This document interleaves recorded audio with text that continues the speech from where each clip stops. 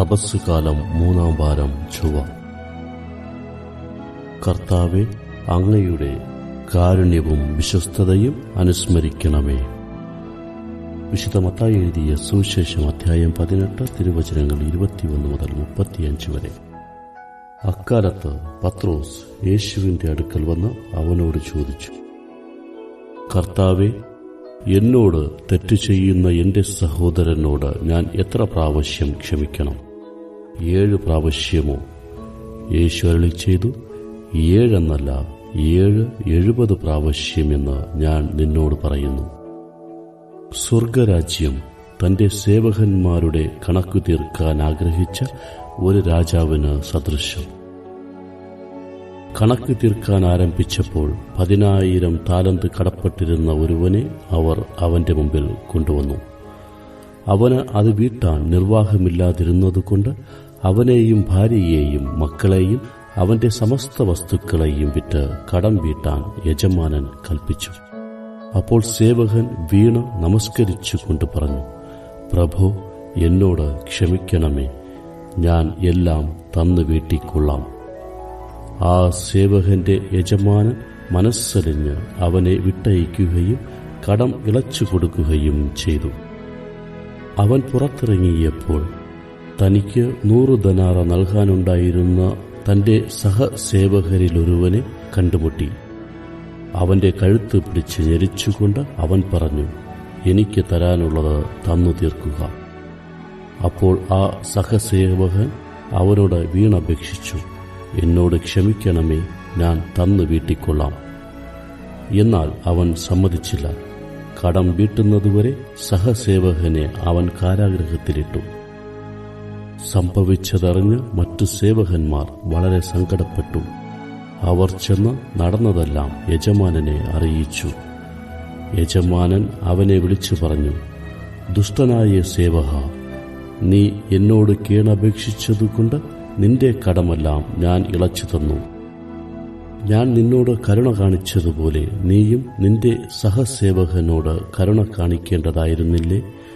യജമാനൻ കോപിച്ച് കടം മുഴുവൻ വീട്ടുന്നതുവരെ അവനെ കാരാഗൃഹാധികൃതർക്ക് ഏൽപ്പിച്ചു കൊടുത്തു. നിങ്ങൾ സഹോദരനോട് ഹൃദയപൂർവ്വം ക്ഷമിക്കുന്നില്ലെങ്കിൽ എന്റെ സ്വർഗ്ഗസ്ഥനായ പിതാവ് നിങ്ങളോടും ഇതുപോലെ തന്നെ പ്രവർത്തിക്കും. ക്രിസ്തുവിന്റെ സുവിശേഷമാണ് നാം ശ്രവിച്ചത്. വിചിന്തനം. തന്റെ സേവകന്മാരുടെ കണക്കു തീർക്കാൻ ആരംഭിച്ച ഒരു രാജാവിന്റെ ഉപമയിലൂടെ സ്വർഗരാജ്യത്തിന്റെ മനോഭാവത്തെക്കുറിച്ച് ഈശോ സംസാരിക്കുന്നു. ദൈവരാജ്യത്തിലെ ഓരോ അംഗവും അറിഞ്ഞിരിക്കേണ്ടതും രൂപപ്പെടുത്തേണ്ടതുമായ മനോഭാവം. മറ്റുള്ളവരോട് നാം ക്ഷമിക്കുമ്പോൾ അവർക്ക് എന്തോ ഔദാര്യം ചെയ്തതുപോലെയാണ് നമ്മുടെ ചിന്തയും നമ്മുടെ മനോഭാവവും. പക്ഷേ നാം മറ്റുള്ളവരോട് ക്ഷമിക്കുന്നത് നാം അവരോട് കാണിക്കുന്ന ഔദാര്യമല്ല, മറിച്ച് നമ്മുടെ രക്ഷയ്ക്കു വേണ്ടി, നമ്മുടെ ദൈവകൃപ നഷ്ടപ്പെടാതിരിക്കാൻ വേണ്ടി നാം ഏറ്റവും അധികമായി രൂപപ്പെടുത്തേണ്ട മനോഭാവമാണത്. നാം മറ്റുള്ളവരോട് ക്ഷമിച്ചില്ലെങ്കിൽ നമുക്ക് ദൈവകൃപ നഷ്ടപ്പെടും. ദൈവത്തിന്റെ ക്ഷമ എന്ന ദാനം നമുക്ക് ലഭിക്കുകയില്ല. ആമേൻ. ഈ മനോഹരമായ ചിന്തകളോടുകൂടി ഇന്നത്തെ ദിവസം അനുഗ്രഹപ്രദമാകുവാൻ പ്രാർത്ഥിക്കുകയും ആശംസിക്കുകയും ചെയ്യുന്നു. ദൈവം നിങ്ങളേവരെയും സമർത്ഥമായി അനുഗ്രഹിക്കട്ടെ. ആമേൻ.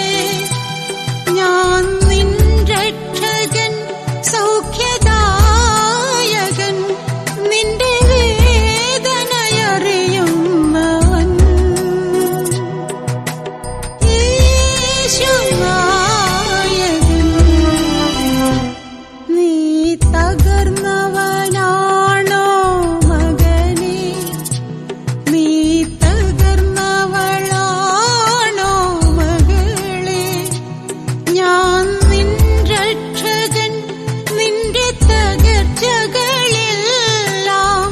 നന്മയായി മാറ്റുന്നവൻ